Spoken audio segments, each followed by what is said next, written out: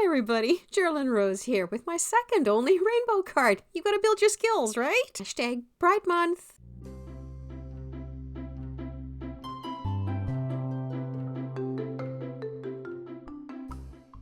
You know when you have that idea in your head of a really spectacular idea for a card and it just doesn't come out on the card that way? That's what happened with this one. I struggled.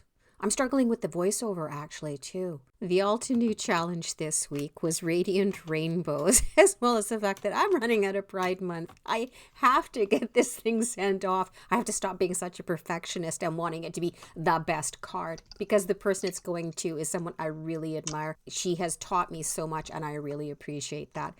I know there are a few upset that the rainbow symbol has been taken over. I see it as anybody that's had to fight for their pride, though. Like even women, this chauvinism still happens. This is part of what's gotten me down this week, this Mike fellow.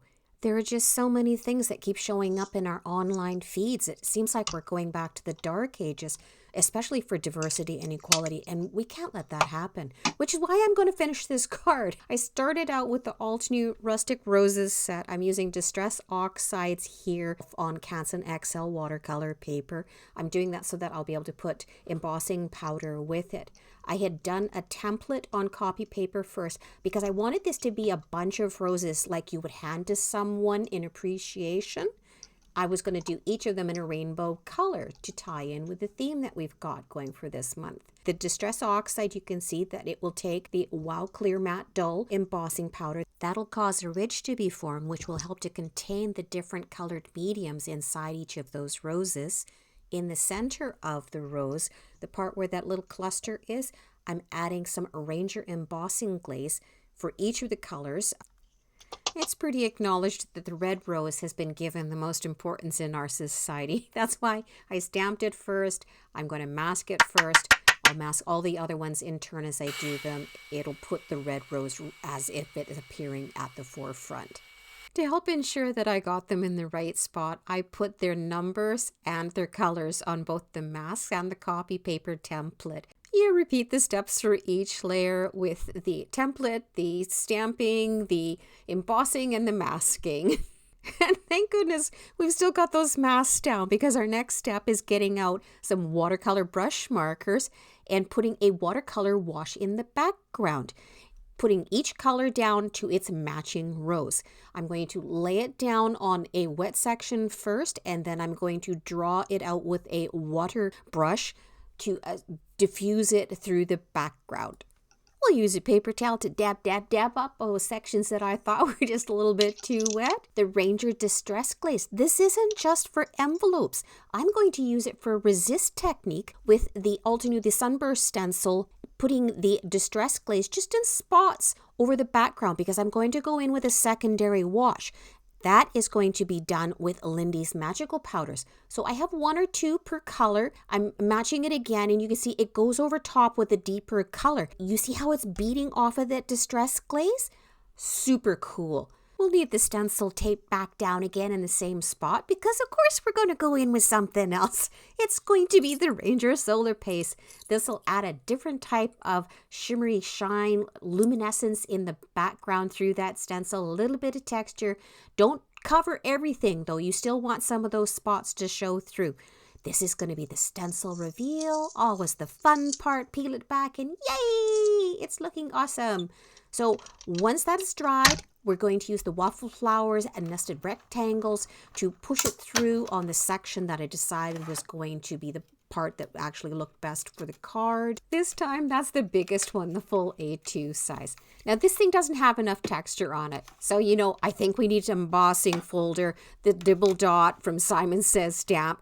Misted that back. Don't do the front, because you're going to start smearing the colors and get them all inside the embossing folder.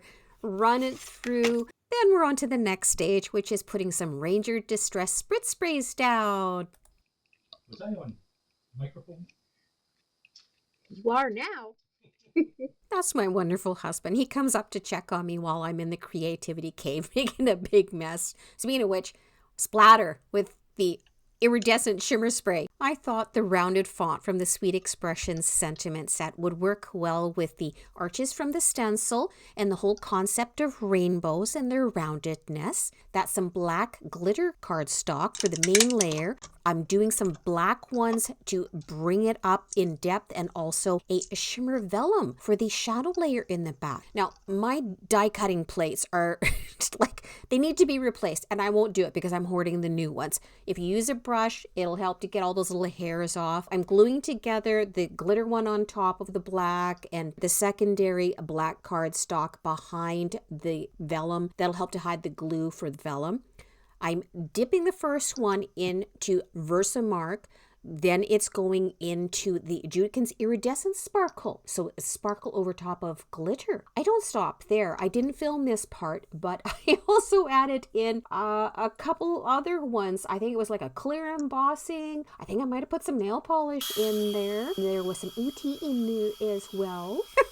The fun part to see was the little rainbow body chalk outline left when I used the embossing glazes for some color on top. So we're jumping into the reverse Lucky Sentiment strips. I'm also gluing down the die cut now that it has cooled down on the reverse sentiment strips. Because they're not a black core, I'm using a marker to go around the edges. Here I'm masking off each of the roses again. I am just deepening them with a little bit of the fresh dye ink. Then I'm going to put some water splotches on them. Lift that up so that we have some of those distressy type splatters in the background. Oh, my chicken. I kept waffling back and forth on whether I wanted those poor roses light or dark, light or dark. Couldn't decide. Well, maybe if I try some alcohol markers on them. I grabbed out a light and like a medium light for each one. And then I used the colorless blender at the end to kind of, blend everything together, seeing how I would like it then. And I thought, well, maybe if I bring the stencil back in for yet another time. Got the fresh dye inks out again. Well, just the two in the light greens, and went over the green leaf section that was down in the bottom right-hand corner. I know the inside of the card is going to take a little bit of time too, because of course we're doing that in a rainbow theme as well. Grabbed out picket fence, driving the karma bus for the top sentiment. You can see I had little pieces of tape set down for each of the sections on where I needed to set the colors in. So I'm blending each of them out with a brush before I stamp them down, and then bringing in the next color to them. So that's how you have the rainbow gradient that flowed across there. For the next one, this was the Close to My Heart little dreamer stamp. I started in first on what shows as the middle part here with the Honeybee Intense Black so that it would dry quick enough. Then I started on the colors. Luckily, I didn't have to put the tape down again because the letters were there to split out each of those hues. This was a little bit of language correction. We Canadians and British, we utilize yous in our words. I had to add one in. There we are. Custom stamp on the back. I'm doing a wee bit of a gradient, and I think it was teal blues on this particular one that I did this time. And I also brought in another sentiment up at the top. This was the Spellbinders Paint Your World stamp set. This one as well, because it said color in your world. I had to add an U in on this one too. I had to mask off a portion so that I would only get that one letter. And then I put that little arrow that points up that shows that, hey, I added a U in here to correct up the spelling. I needed a rose for the inside, but I didn't want to stamp one directly on the inside card.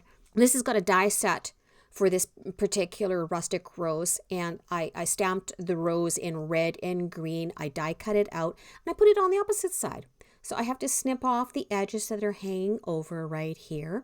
It's very satisfying, actually. I don't have long enough scissors yet. Perhaps I will still get that. Front panel, put some glue on the back. Remember, it's watercolor, it's been soaked, we've got all that texture on there, we've embossing foldered it, it's been run through the die cutting machine a couple of times. The sentiment's going down. So I've got out a T-square ruler that you'll see in the next shot so that I can align it properly. I've still got one eye that actually sees close up really well, but the other one is kind of like long arm syndrome. And putting the reverse sentiments underneath, and then a leaf up at the top there just as a smaller embellishment. And speaking of embellishments, This calls for confetti prism sequence. I tried the Simon ones in rainbow first, and you can see I'm pushing them off because I didn't like them. They weren't doing it for me. I've got out these prism ones. They seem to go with everything. They pick up the colors of the stuff that's behind. I am starting on the envelope. I did this in the enchanted gold, putting just like the rose portion down, moved it through a different few spots on the front, and I used the plastic to help protect it as I was laying the stamp into place so that I wouldn't get the ink in the wrong spot. On the back, I am using one of the sentiments out of that set. I did heat emboss this because I'm using the VersaFine Clair. I have learned that you need to heat set it or put embossing powder over it, otherwise it is going to smear. And then I as well redid the dibble dots just to add a little bit of texture across the top of that envelope. I also got the brilliant idea that I needed another rose. So I'm doing this one again on watercolor cardstock. In the red and the green, I am using the Judikins Iridescent Sparkle as well on this one.